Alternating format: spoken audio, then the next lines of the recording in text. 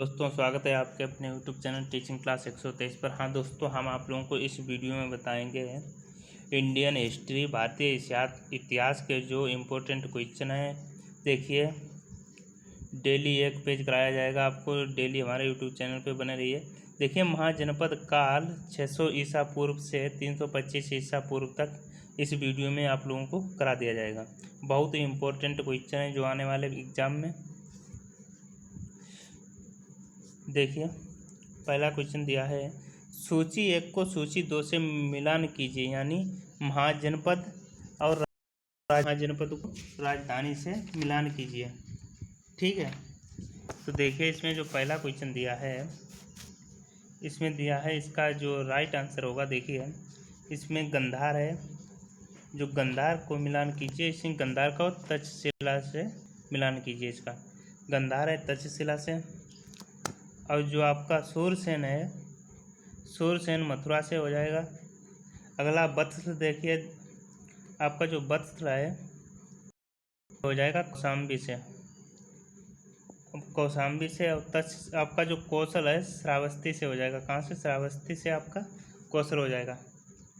बहुत ही important question. इसका जो राइट आंसर हो जाएगा ए आपका राइट आंसर हो जाएगा।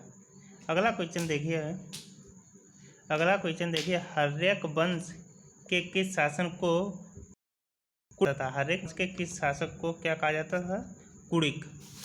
किस शासक को कुड़िक कहा जाता था? तो इसमें आपका जो राइट आंसर हो जाएगा, यानी अशोक वंश को कुड़िक कहा जाता था। किसको कहा जाता था? अशोक वंश को कुड़िक कहा जाता था। ठीक है दोस्तों,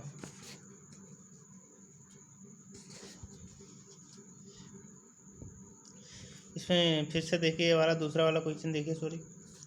हर्यक वंश के किस शासक को कुड़िक कहा जाता था? किस शासक को जो है कुड़िक कहा जाता था? तो अजातशत्रु को कुड़िक कहा जाता था। किसको? अजातशत्रु को। अगला देखिए, किस शासन ने गंगा एवं सोन नदियों के संगम पर पाटलिपुत्र नामक नगर की स्थापना की? तो उदयइन पर। ठीक है, अगला क्वेश्चन देखिए,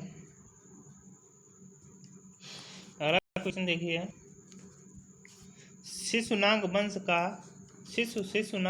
का वह कौन सा शासन था जिस काली में द्वितीय बौद्ध संगीत का आयोजन किया गया? उसे कांकवर्ण के नाम से भी जाना जाता था। कांकवर्ण के जो नाम से भी जाना जाता था।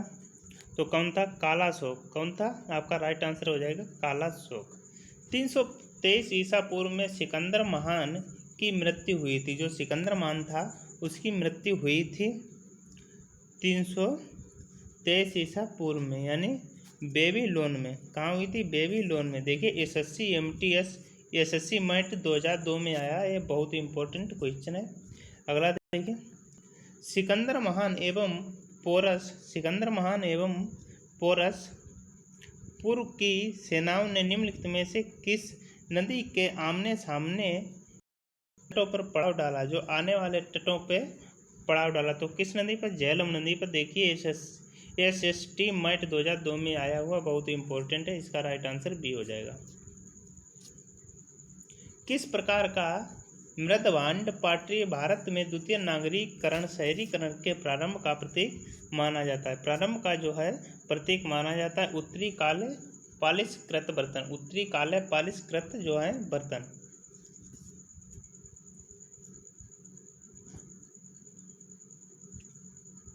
अगला देखिए, पाली ग्रंथों में गांव के मुखिया को क्या कहा जाता है? जो पाली ग्रंथ हैं उनमें जो गांव के मुखिया हैं उन्हें क्या कहा जाता है? तो उन्हें कहा जाता है भोजन प्रतिग्राम भोजक। ठीक है, अगला देखिए, उज्जैन का जो प्राचीन नाम है क्या है? अवंतिका। उज्जैन का जो प्राचीन नाम है अवंतिका है। नंद वंश का संस्थापक कौन था? नंद वंश का जो संस्थापक था वह कौन था? तो महापद नंद थे। कौन थे? महापद नंद। अगला देखिए, ग्रीक यूनानी लेखकों द्वारा किसे अग्रमीज जैनड्रमीज कहा जाता है? जैनड्रमीज कहा जाता है। किसे कहा जाता है? घन नंद को। किसे कहा जाता है? घन नंद को। अगला देखिए, प्राचीन भारत में पहला विदेशी आक्रमण किनके द्वारा किया गया था?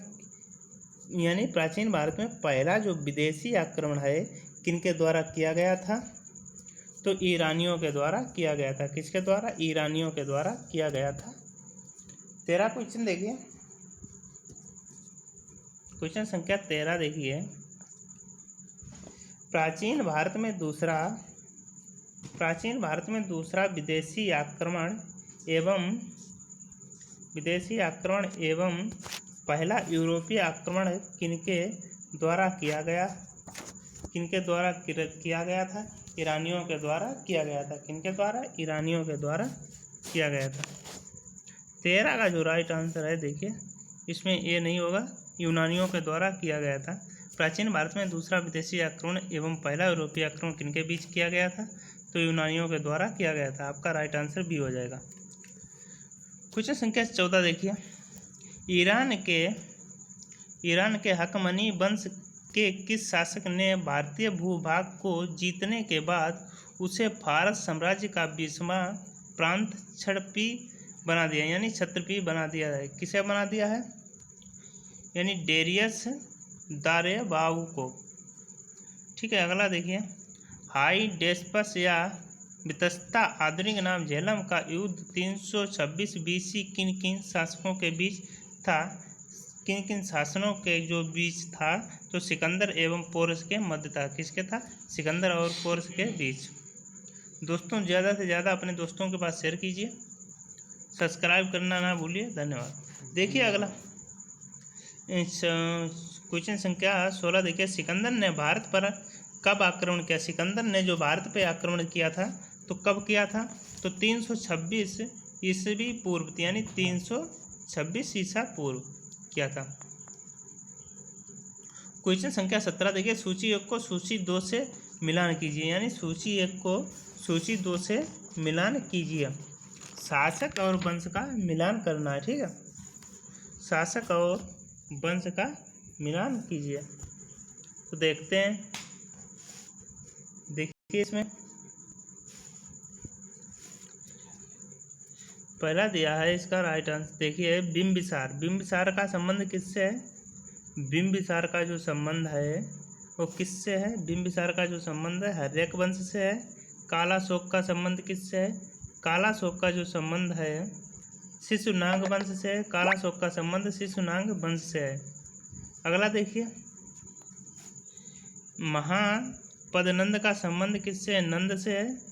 बिंदुसार का संबंध जो है मौर्य से। किससे? मौर्य से। तो इसका आपका राइट आंसर हो जाएगा बी। आपका राइट आंसर है जो बी हो जाएगा।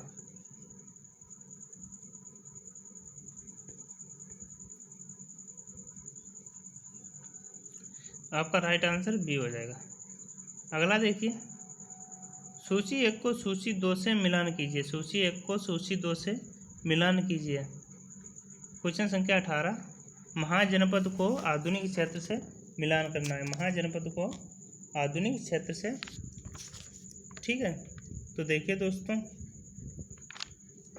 देखिए इसमें दिया है मगध का संबंध किससे है? मगध का जो संबंध है किससे? पटना व मगध का संबंध है पटना व गया के जिले से। ठीक है, वत्स का जो संबंध है इलाहाबाद से। कहाँ से? वत्स का संबंध इलाहाबाद से। कौशल का संबंध अवध से है। अवंती का संबंध मालवा से है। कहाँ से? मालवा से। तो इसका राइट आंसर आपका हो जाएगा ए। ये आपका राइट आंसर हो जाएगा। मगध की प्रथम राजधानी कौन थी? मगध की जो प्रथम राजधानी थी, तो देखिए कौन सी थी मगध की जो प्रथम राजधानी? मगध की जो प्रथम राजधानी थी तो गिरिब्रज राजगृह थी। कहाँ थी? गिरिब्रज राजगृह। अगला देखिए, क्वेश्चन संख्या 20, किस शासन द्वारा सर्वप्रथम पाटलिपुत्र का राजधानी के रूप में चयन किया गया? पाटलिपुत्र का जो था वो राजधानी के रूप में चयन किया गया। तो किसका था?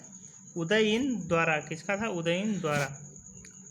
अगला देखिए 16 महाजनपदों की सूची उपलब्ध है। 16 जो महाजनपद हैं उनकी सूची उपलब्ध कहाँ है? आगंतुक निकाय में। कहाँ है? आगंतुक निकाय में। देखिए अगला देखिए, निम्नलिखित में से कौन मगध का कौन सा राजा सिकंदर महान का समकालीन था? सिकंदर महान का जो समकालीन था, तो घनकंद जो है वो सिकंदर का समकालीन था। प्रथम मगध साम्राज्य का उत्कर्ष किस सदी में हुआ? उत्कर्ष है जो किस सदी में हुआ है? तो 6वीं सदी ईस्वा पूर्व में। 6वीं सदी ईस्वी पूर्व में। देखिए 42वीं बीपीएससी 1998 में आया हुआ, बहुत ही इम्पोर्टेंट है क्वेश्चन। अगला देखिए, सिकंदर की भारत में सफलता के निम्न कारण। सिकंदर की जो भारत में सफलता हुई है उसके निम्न कारण क्या क्या हैं? तो देखते हैं उसके निम्न कारण क्या क्या हैं। तो उसके निम्न कारण है, नंबर 1 देखिए, भारत में तब कोई केंद्रीय सत्ता नहीं थी। सिकंदर का जो मतलब सफल हुआ था उसका निम्न कारण पहला है, भारत में कोई उस समय सत्ता नहीं थी। उसकी सेना श्रेष्ठ प्रकार की थी, यानी मजबूत थी। उसे देशद्रोही भारतीय शासकों का सहयोग मिला, यानी जो देश से मतलब खिलवाड़ करते थे उनका जो है भारतीय शासकों का सहयोग मिला। वह एक अच्छा प्रशासक था। वह एक अच्छा प्रशासक था। तो इसका राइट आंसर हो जाएगा उपरोक्त सभी। तो आपका डी वाला राइट आंसर हो जाएगा। ठीक है, अगला देखते हैं क्वेश्चन।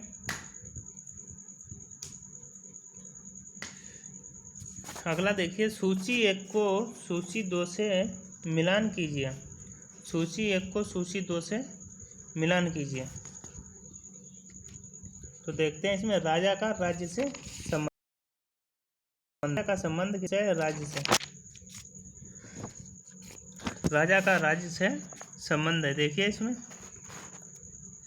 जो दिया है पहला मिलान, देखते हैं। प्रदोत का संबंध किससे? अवंती से। प्रदोत का जो संबंध है अवंती से है। और दूसरा देखिए बी, उदयन का संबंध किससे? उदयन का संबंध जो है तो किससे? उदयन का संबंध वत्स से है। अगला देखिए, प्रसेनजित का संबंध किससे? कौशल से। प्रसेनजित का संबंध कौशल से है। अजातशत्रु का संबंध मगध से है। तो इसका जो राइट आंसर हो जाएगा ये, इसका राइट आंसर हो जाएगा सी। सी इज द राइट आंसर। अगला देखिए, अभिलेखीय साक्ष्य प्रकट होता है कि नंद राजा के आदेश से एक नहर खोदी गई थी। एक नहर खोदी गई थी। कहाँ खोदी गई थी? कलिंग में। कलिंग में एक नहर खोदी गई थी। अगला देखिए, पहला ईरानी शासक जिसने भारत के कुछ भाग को अपने अधीन किया था। पहला जो ईरानी शासक था उसने भारत के कुछ भाग को अपने अधीन किया था, तो डेरियस था। कौन था? डेरियस। अगला देखिए, मगध के राजा अजातशत्रु का सदैव किस गणराज्य के साथ युद्ध हुआ? तो सदैव वज्र संघ वैशाली के साथ युद्ध हुआ। अगला देखिए, वज्र संघ के विरुद्ध मगध राज्य के किस शासन ने प्रथम बार रथमूलस, एक ऐसा रथ जिसे गदा जैसा हथियार जुड़ा था तथा महाशिलाकट्टक पत्थर फेंकने वाला एक युद्ध यंत्र नामक गुप्त हथियारों का प्रयोग किया गया था। तो कौन था? अजातशत्रु। कौन था? अजातशत्रु आपका राइट आंसर। अगला देखिए, नंद वंश का अंतिम सम्राट कौन था? नंद वंश का जो अंतिम सम्राट था घनकंद था। कौन था? घनकंद। अगला देखिए, भारत में सिक्कों मुद्रा का प्रचलन कब हुआ था? भारत में जो सिक्कों मुद्रा का प्रचलन 600 ईसा पूर्व में हुआ था। अगला देखिए, निम्न राजाओं पर विचार बिंदु है। निम्न जो राजाओं पर विचार बिंदु है क्या है? देखिए, अजातशत्रु और प्रसेनजित। ठीक है, आपका जो राइट आंसर हो जाएगा सी। सी इज द राइट आंसर। अगला देखिए, 6वीं सदी ईसा पूर्व के दौरान बड़े राज्यों के उदय क्या था? बड़े राज्यों का जो उदय था उसका मुख्य कारण क्या था? उत्तर प्रदेश और बिहार में व्यापक पैमाने पर लोहे का उपयोग। उत्तर प्रदेश और बिहार में व्यापक पैमाने पर जो है वो लोहे का उपयोग किया गया। अगला देखिए, मगध सम्राट बिंबिसार ने अपने राज्यवय जीवन को किस राज्य के राजा की चिकित्सा के लिए भेजा था? किसकी चिकित्सा के लिए भेजा था? अवंती की चिकित्सा के लिए भेजा था। आपका राइट आंसर सी हो जाएगा, अवंती।